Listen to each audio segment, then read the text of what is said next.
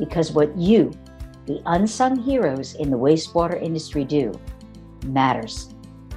Every Wednesday, join me, Suzanne Chin Taylor, the DooDoo Diva, a longtime veteran of the wastewater, trenchless, and civil infrastructure industry, as I interview guests who are making an impact on how we manage and operate systems for conveying and treating wastewater. I'll also be speaking with representatives of organizations that are utilizing disruptive or new technologies, and executives who are going to share how to be successful and sustainable in our vital industry. So whether you want to learn about the latest trends in technology in treatment or trenchless, gain tips on training and retaining great talent, or simply how to be more efficient, productive, or profitable, this podcast is for you. Well, hello, everybody, and thank you for joining us on this week's episode of the DooDoo Divas Smells Like Money podcast. Today, I have the distinct privilege and honor to be visiting with Lee Selzer and Aaron Gamble of Ace Tank Services, which is out of Alder Grove, British Columbia, Vancouver Metro. So they're from the, what's the parallel that they say? You're above the border, but our friendly neighbors. So welcome to the show, and I'm so glad that you asked to be, part of this project to bring industry know-how from industry pros that know how. So welcome, Lee and Aaron. Thanks for having us. Thank you, Suzanne. So when you first reached out to me, we met at the recent WET show in Indianapolis. Aaron, you shared with me that you both have a really unique story and history about how you came into the industry. And it's really inspiring because both of you, in different ways, had to overcome adversity. And so I'd like for you to share with our audience what were some of the challenges you had and how you overcame them. And so, Lee, why don't we start with you and a little bit about your story and your background, then we'll move on to Aaron. Okay, so Ace Tank Services is a local vacuum truck company. We started from one truck in 1973. Then the owners, it was bought by Kathy and Terry McManus in 2000, and they built it up from one truck, and they got around about 5 or 6 trucks. So as they were growing, I was brought on board. I was dating Kathy's daughter at the time. So that's how family business. I know, you wonder how could how are young guys getting into the septic industry? Well, I was asked very politely if I would help on the trucks one day when they were in a pinch, and so I started swamping for minimum wage, just helping out on the trucks, and it was different at first, and but then after a while, I started to like the industry. I liked the crew. I liked the job. So I came on board full time in 2013. Just starting off as a laborer, working, helping on the trucks, and then it didn't work out with the daughter. So that was one of our challenges. So the bosses were put in personal versus business relationship. I'm sure their daughter would have wanted to see me gone, but I was able to overcome that challenge and keep my job. So then, and yeah, just started working up from there. I got my truck license in 2016, and Ace Tank Services was growing at that point. We were up to about 6 or 7 trucks. And then I slowly worked my way up into a leadership role. And that's when I met Aaron. So Aaron came on board, and I trained him we built him up the company. And then we just kept growing. And then in 2021, March 2021, Kathy and Terry decided to retire. And me and my wife were in a position, well, actually, Kathy wanted us to take it, and we were in a position to purchase the company. So we took the company over in March 2021, and then I moved into a more of an office management role. And then Aaron became kind of my right-hand guy. He moved up into my spot and became kind of lead driver and technician at the sorts. So, and then the rest is, so it's been a great year so far. It's been a wild year. And here we are. That's fantastic. Because one of the things before, we we're going to have you come on the podcast, is he talked about feeling sometimes as a new business owner or stepping into that role that you wondered, was I going to be at a disadvantage? Could I really make it? Because I didn't have that higher education. I didn't go to college to get a business degree. And so how did you work through that? Yeah. Well, luckily I had some good mentors in my life. My father-in-law owns a company. So I kind of saw him run his business and kind of got my entrepreneurial spirit from him. And then the pastor at my wife's church is a really good businessman, and he helped convey me through the whole process of purchasing a company. Wow. And the evaluation process, and also working with banks and lenders. So it was a lot. And this was right at the beginning, kind of right in the middle of COVID. So banks were, well, not shy, but interest rates were quite low. So it kind of, and this business was booming in the middle of COVID and during the pandemic, and any recession, like this business will just continue to get stronger as people are at home. And so the business was growing, and like through COVID, we got to almost 15 trucks. And now it's kind of, yeah. So it was tough. I didn't know anything about business, and the previous owners, it was a mom and pop shop. So when I took over the business, it was kind of like, here's the phones, and here's a whole locker full of just papers. Yeah. There was no systems in place, and it was, so just relying on others, and it's the guidance of my mentors and my supportful staff. So that's important. I think a lot of people, when they're starting out, they do not recognize the importance of a mentor, and that you don't necessarily need that college degree. Sometimes just being out in the field and learning from, that university of hard knocks or real life are some of the best lessons. Like I think about having to study trigonometry and wondering, when am I ever going to use this? Never. I don't think I've ever used any of my trigonometry. But so how about you, Aaron? I mean, he said, he met you, he brought you on board and trained you. Tell us a little bit about your background and some of the, I guess, obstacles and challenges that you've had that you've, rose to the challenge and overcome. So in 2019, I was finishing off a 60-day drug and alcohol rehabilitation program. I learned how to drive a vacuum truck in the oil patch between the years of 2011 and 2015.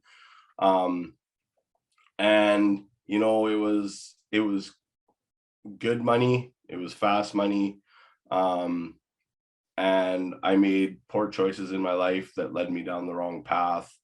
I guess I'm really super grateful that you would give me the opportunity to touch on this, because my path was a dark one, a very, very dark one. And I was into everything. Any drug you can think of, any alcohol you can think of, I was putting it into my body to escape myself. That brought me to treatment so I'm originally from Victoria, and got into treatment in Maple Ridge, which is part of Metro Vancouver.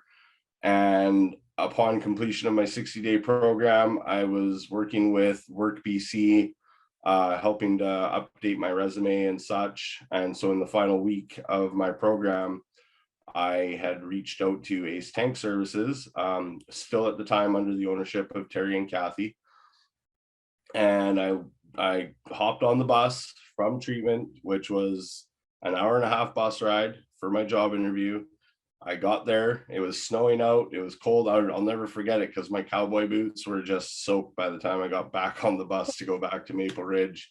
And I had a interest from a couple of different other companies, and I don't know what it was. When I had left the interview, I was super pumped, just that somebody, because I was honest with them right from the word go, like I'm in this treatment center for drugs and alcohol. I'm going to be moving over to the second stage housing, and trying to rebuild my life. So I was really upfront and honest with them.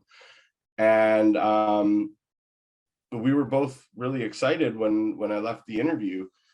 And I had explained to him that, you know, I do have a couple more interviews, that, you know, what I'm learning with life is to keep your options open. And, you know, I'll probably go and do these other 2 interviews and make a decision on where I want to, you know, plant my feet. And I don't know what it was. I got on the bus and something told me, like, hey, Aaron, like, this guy is a good guy. Like, he's a mom and pop shop. He's got the equipment. It looks like, I don't know, maybe God touched me on the shoulder. I have no idea. But I called him on the bus ride. I actually called my other 2 interviews and I said, I'm not going to make it to my interviews. I think I'm just going to go with this guy. And I called Terry back and I said, yeah, I canceled my other 2 interviews. I want to come work for you. And so my 60-day program ended. I got my certificate on day 61. I met up with Lee here and I got into that truck and I haven't looked back. So, Wow. Again, I'm really grateful you'd asked me to touch on that, because to anybody that out there that's listening, and any other employers out there, you know, they are few and far between where people do, you know, reach for the stars and are able to touch them. But you might just find the diamond in the rough, and you know, that person, that recovering drug or addict or alcoholic, might just be the person to catapult you into the next stratosphere with your company. Because, and not to toot my own horn, but the opportunities I've been given, I've just taken them and I've ran with them, and I'm not slowing down. I'm not looking back. And to touch on even more adversity, since Lee took over the company, I actually suffered a stroke last year at 40 years old. So in August, and I tell you, I think I kind of set the bar pretty high for people calling in sick, because I worked an 11-hour day in the heat wave while I was having my stroke. And then I went to work the next day and worked another 8-hour day. And I looked in the mirror and the left side of my face was drooping and I started to have chest pains. And I called Lee and I said, Lee, I think I got to finish this job and go to the hospital because I am not in a good way. And sure enough, I got there and found out I had suffered a stroke the previous day. Wow. So, you know what, Lee kept behind me. He said, look, Aaron, like, I was not allowed to drive commercial vehicles for a month after my stroke. And Lee said, hey, like, let's keep you working. We'll get you in a truck training a couple guys. You don't have to drive. And so I think I took 3 days off and I was right back in the truck and training guys. And I'm just not letting anything in my life slow me down. I made excuses my entire life. And when I look back, I was actually having addictive tendencies at the age of 12 or 13 years old. And it just, I was full of excuses, why I couldn't work, why I couldn't go to school, why I didn't want to show up for work, why I didn't want to have good work ethic. And that's just all bogus. It was my addictive mentality, I guess. Wow. So Lee, what was it? I just have to ask, what was it that you saw in Aaron, knowing his situation, but you kind of, you kind of looked past that. What was it that you saw that made you feel, I think I want to take a chance on this guy, that there's something here that other people aren't seeing? Yeah. Well, he was absolutely dedicated. Like we've trained lots of guys who, mostly he would come to the boss. He would drive to the boss every day. Like we would start at 6 and he'd be on that bus at 4 a.m. and he'd be at that yard for 6 a.m. And after we worked a 12-hour day, he'd have to bus 2 or 3 hours back to wherever he was going, just to probably sleep for 4 hours, shower, and he'd come right back. And a lot of guys have said they'll do that and they don't follow through with it. And Aaron followed through with it. And to see him just work his way back from nothing, and then he bought his first vehicle, and then he moved out and he found a woman, and it was just great to see him grow. And you could just tell the way he was buying into the program, and just the way he talked about it. He was so open about it, and you could just know it was going to work out for him. And it reflected in his work. We had every customer would call us and just say, Aaron, that guy was just so nice. Like, where do you find that guy? He's like, he was a great ambassador for your company, people would say. And yeah, Aaron just is, you can just tell he's just happy to be here, and it shows in his work. That's fantastic. So, thank you, Aaron, for your transparency and telling that story. Because I think, for people who are in recovery, it takes a lot of guts to admit their choices and to do it in a very public format, outside of a meeting room. So, thank you for that. I honor that. I honor that bravery. I really do. So when we were talking earlier, here's another adversity that we're all going through right now as business people, is that, post-COVID and everything that's been going on is inflation. Costs for everything are going through the roof. And so that is making it so difficult for business owners, especially small companies, to keep their profit margins healthy, keep their staff working, and profit is not a dirty word. We are in business to make a profit. Not that we want to gouge our customers, but let's face it, we're here to make a profit. And so you shared with me some interesting tips on how you as a company have been able to battle the inflation, keep it under control, and be able to pass on those price increases to the customers and not let it be a negative thing. So can you share with me some of these things that you've been doing as a company internally to keep your profit healthy, and also how you're dealing with your customers when you have to tell them, hey, it's going to be a little bit more than it was the last time? Yeah, we it's actually been, we took a really big struggle in the last year, because not only has our fuel prices doubled, but our local wastewater treatment plants have increased their disposal rates for the first time in the last 20 years. So for instance, we were paying $10 per cubic meter, and now we are paying 20. And so so what I do with the customers, I just try to be totally transparent.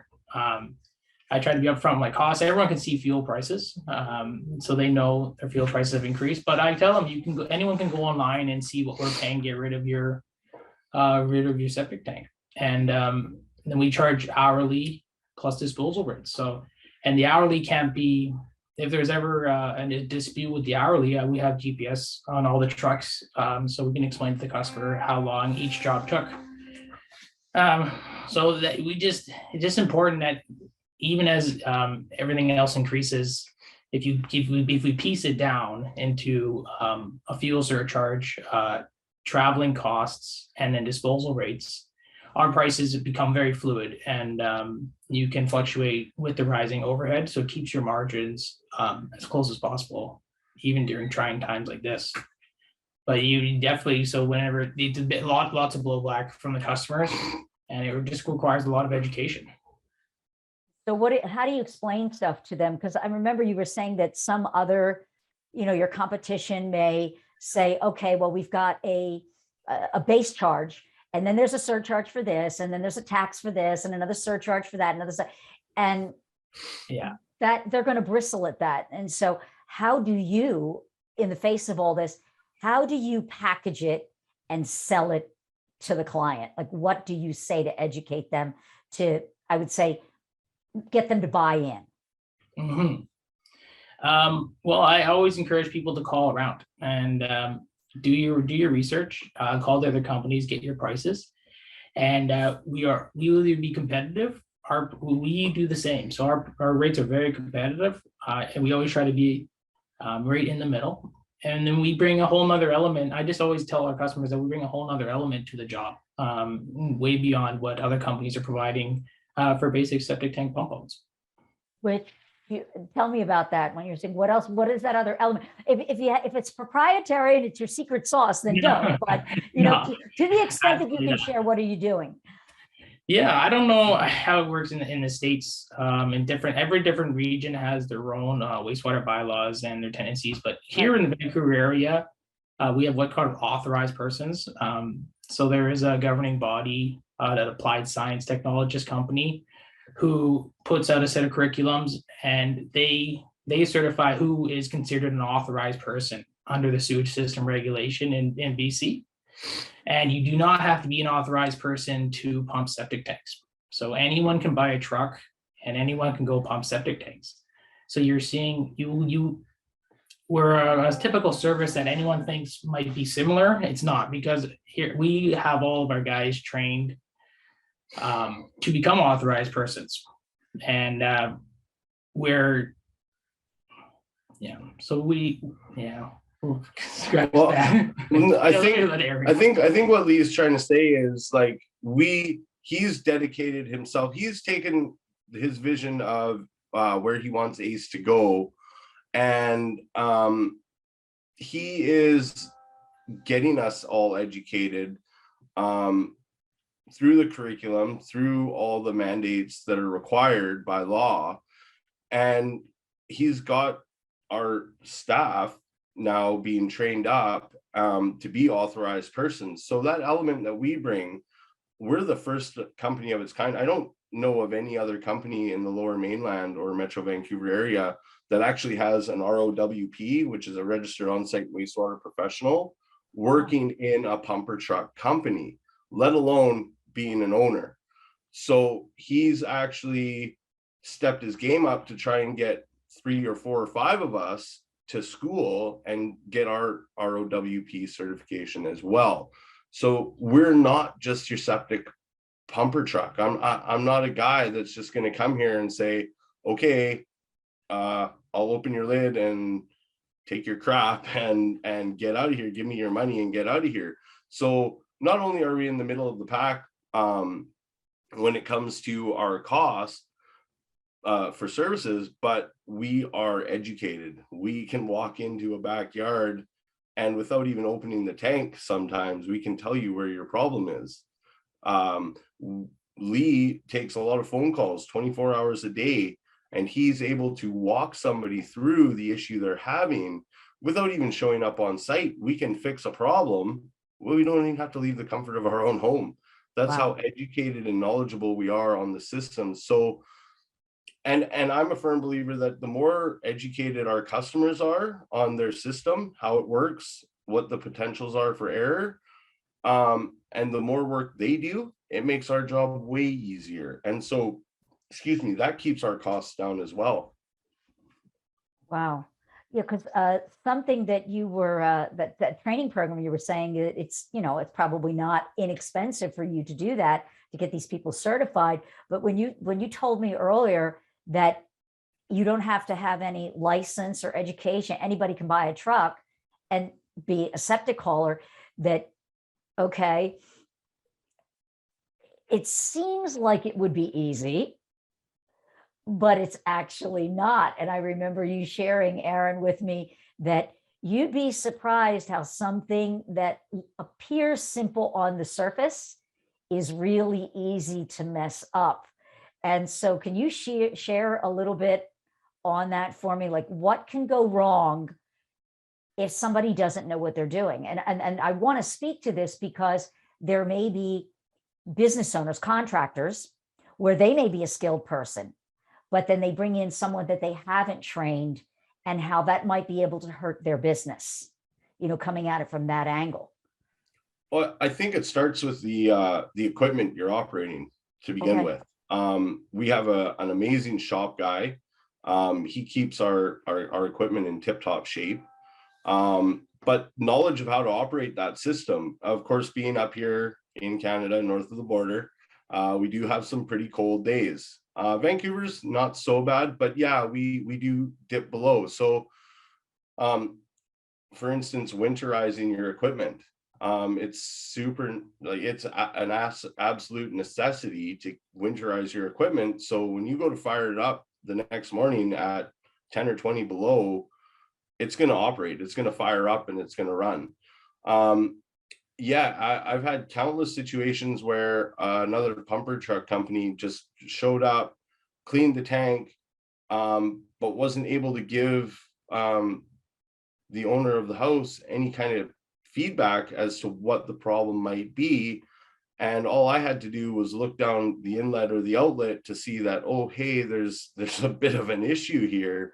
And that's it. All it takes is that little bit of extra knowledge, or that little bit of extra care, I guess, to just say, hey, your issue is here, I can fix it for you.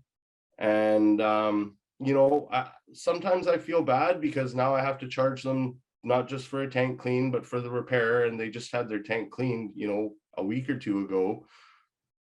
But I think that's the reputation we've had for a long time, but we're really reinforcing it now that, hey, you want to call these guys because they're actually knowledgeable, they go above and beyond, and they take the time to talk to you, show you what's going on, educate you. And again, call us anytime, day or night, and we'll walk you through whatever we can.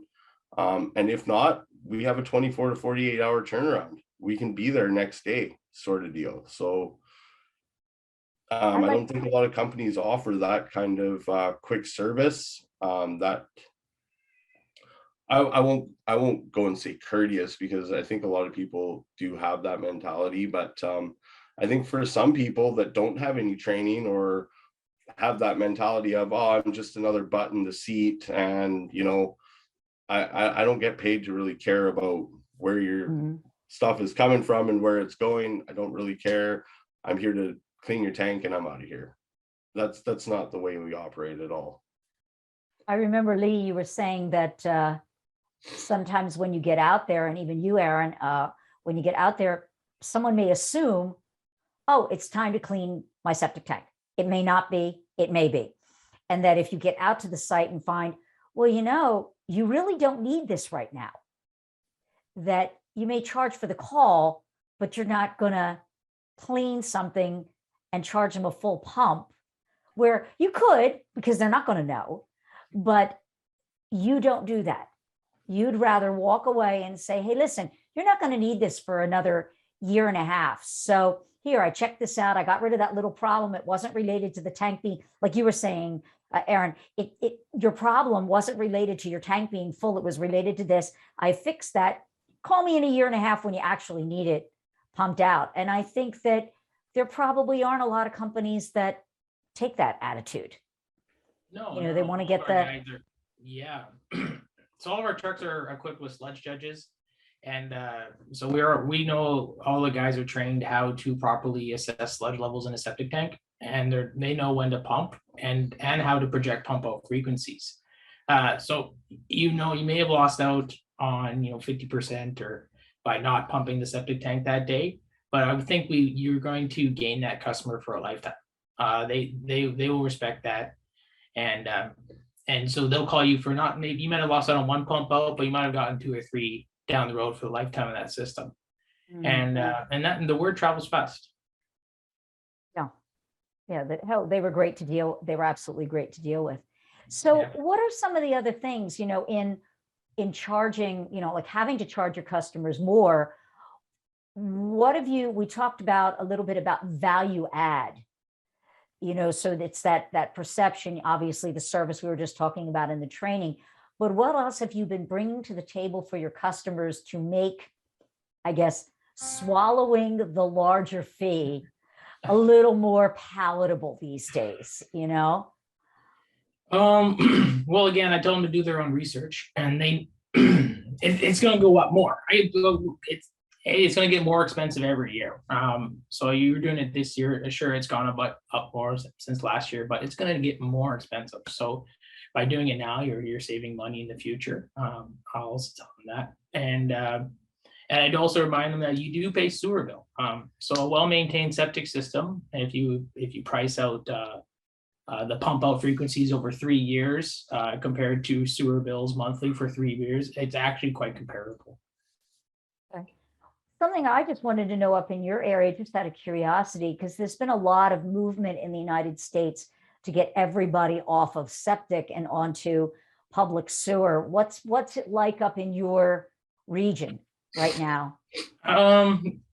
Every time the sewer goes into a neighborhood and you get subdevelopments, those people just move further out and create more rural properties. So there's no Okay. shortage.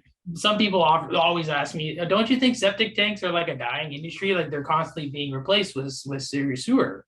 But it's actually a growing industry. And as septic treatment becomes more and more popular, they're creating more and more septic tanks and treatment plants that need servicing. And there will always be new rural developments being built, and large areas of what we call agricultural land reserve. So there's areas around here that will never become development. It'll always be farmland, and so we'll always have septic around here. Now, as far as, types of septic, do you see trends or certain things being installed over others? Like is it for new, or people are having to replace certain configurations? Yeah, so we have one large wastewater treatment plant company here in the Lower Mainland, and basically whatever they're selling is what gets put in the ground. So every couple of years, something new comes into the industry. It was the EcoPod treatment plant. There was a whitewater from Delta for a long time, Delta Environmental, and now we're onto the MDVR systems, the bioreactor system. Right. So yeah, so it's constantly changing, but they'll just be it goes in stages every 3 to 4 years, 5 years, just be constantly one product, and then it'll switch to the next one as new technology comes in. All right. What's been your preference? I mean, what do you like to, just thinking about the industry and servicing and for customers, like, because I know you do installation. So if you have a customer that wants something, what are you kind of leaning towards to recommend for your customers now, just to make it life easier for them as well as you? Yeah, I'm gonna give a good plug to Elgin. Okay. So you'd be saying, why would a septic tank company want to install Elgins? Because it's in-ground treatment and there's no tank to pump. But it does produce type 2 effluent. That's what we call it. We call it type 1, 2, 3. That's how we break down the different forms of treatment. So we produces type 2 effluent in-ground treatment. So no maintenance, no tanks to pump, no air blowers, no electrical fees. So it's been a really good product to design with and install. Right. Well, anything else you want to add? Just like your I would call them your pearls of wisdom for your peers that are facing a lot of the challenges that you have faced. What would you say if you had to pick one thing that they should definitely make sure that they do to ensure success? Yeah, you stay strong in your prices. People are price shopping and they'll try to work you down. And if you and have a relationship with the other pumper companies, like if you guys are just going to keep undercutting yourself, it's just going to be a race to the bottom, and you're going to be out there doing work for free so that your competitor doesn't get it. And that's just the whole way to do business, and it wrecks the industry. So you all have to agree on a standard and a price that works for everyone, and you have to stick to it. Okay. Aaron, anything to add here? Maybe more from an operator standpoint, like I would say, how to ensure to have a great career in this industry, maybe. I have to admit that a lot of my attitude now comes from my attitude of gratitude and my life in recovery. But if I was to give any advice to anybody, when you're dealing in a customer service industry, and I know it can't be translated a lot to other customer service industries, but when I show up to somebody's property, I'm on their property. I've been invited there. I've been asked to come there and provide a service. It doesn't matter who that person is. I am your best friend. You're paying me to take whatever I need to take away and to fix whatever you need to have fixed. You're my best friend for that half hour, hour and a half that I'm on location. I try to just be that person's best friend for the 5. I'm attentive. I pay attention to their questions. I resolve their issues. And if I can't resolve, Lee's only ever a phone call away. And it takes no time. It doesn't take any time away from my job. It doesn't take any time away from what I'm doing. As long as you're attentive and you can treat people with common courtesy, decency, and respect, it goes a long way, and it builds it builds a relationship that I think I've got a lot of repeat callers that say, hey, send that guy back again. I loved what he did. And even if I didn't fix the problem, I usually can. That's not an issue. Right. But like, hey, that guy, he respected me. He respected my property. He did a good job. I want him back. That's great. Well, guys, thank you for, reaching out to want to be on the show and to, share your remarkable stories of really just growth and resilience. I mean, just 2 different paths, but you're both, it's almost like the sky's the limit for you guys. I expect to hear some really interesting things coming down the pike from Ace Tank Services, and you being a dominant force up there in your region. And who else? Maybe you'll go Canadian wide, sell it as a franchise. Here's our motto on how to do it right, just like McDonald's did, so thank you again for being on the show. And for those who would like to know more, gentlemen, what is your website address? It's acetankservices.ca. .ca. All right. And I'm sure that you're either on Facebook or LinkedIn. I hope you are. I encourage people to reach out and connect with their peers on the social media channels and exchange information just like we are today. And so thank you for joining us on this week's episode of the Smells Like Money podcast. And I look forward to seeing you next time. And until then, keep it flowing. Thanks for joining me, the DooDoo Diva, on this week's episode of Smells Like Money. Be sure to subscribe to the show so you'll never miss an episode. And while you're at it, if you found value in this show, we'd appreciate a rating on iTunes, or simply tell a friend about the show, because that would help us out a lot too. If you're an industry expert and would like to be considered as a guest for the show, email guest@smellslikemoneymedia.com. Tell us a little bit about yourself and the topics you'd like to talk about, and we'll be in touch. For more information about our family of marketing, international business development, and workforce training companies dedicated to the empowerment and education of our industry, call us at 760-217-8010 or email me at raven@creativeraven.com. Until next week, a big shout out to all my industry friends and those who will be. You're my superheroes.